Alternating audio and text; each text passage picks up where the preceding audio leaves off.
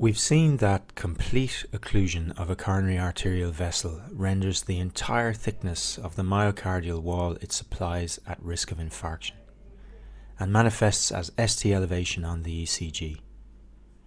In the absence of treatment, the process may progress to complete transmural infarction of the area involved, with development of pathological Q waves. In contrast, partial occlusion of a coronary arterial vessel results in an incomplete reduction of arterial supply to a region of myocardium. Ischemia in the area supplied by the partially occluded vessel, illustrated here in the lateral wall of the left ventricle, is primarily targeted on the subendocardial aspect of the affected region. In the great majority of these cases, this does not result in ST segment elevation on the ECG. Myocardial ischemia secondary to partial occlusion of a coronary arterial vessel manifests on the ECG in a number of different ways. Rarely, but importantly, the ECG may remain normal, at least for a time.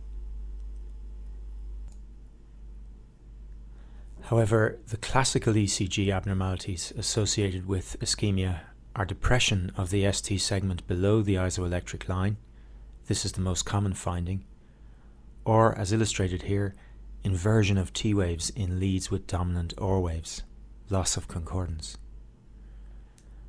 On occasion, ischemia manifests as a combination of both ST segment depression and T wave inversion. If such an episode of partial occlusion resolves with no infarct developing in the ischemic area, the patient is said to have suffered an episode of unstable angina.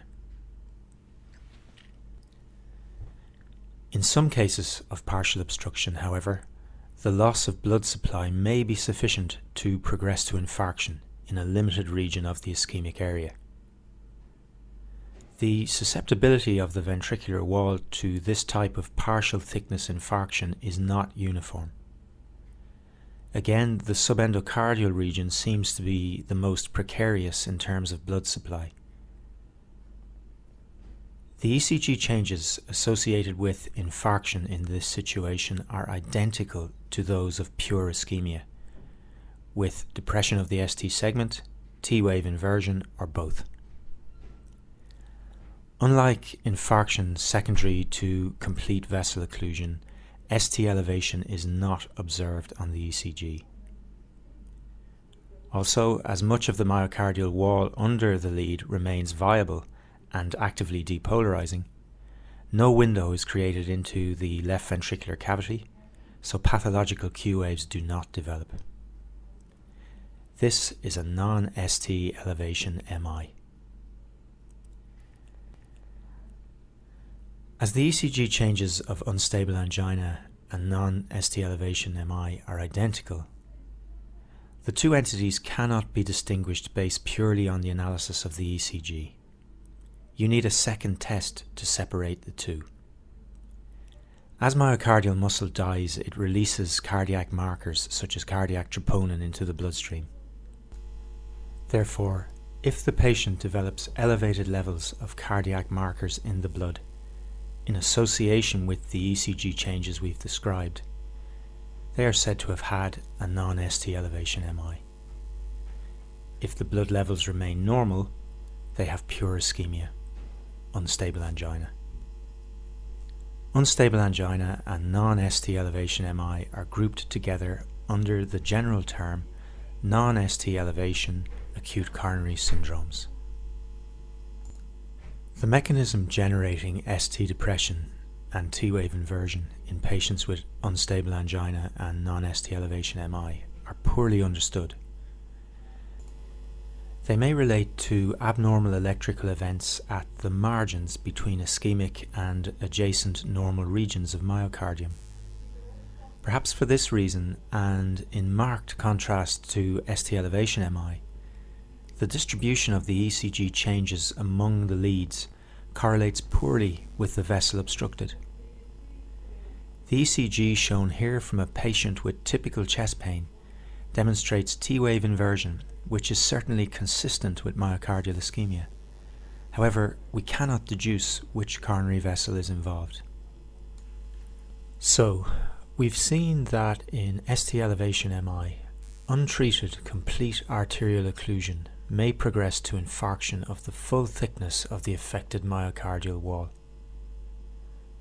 This may be associated with the development of pathological Q waves in the leads overlying the dead muscle.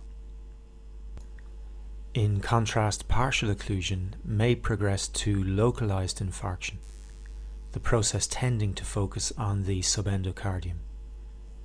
This situation is characterized by depression of the ST segment and/or T-wave inversion. Q waves do not generally develop.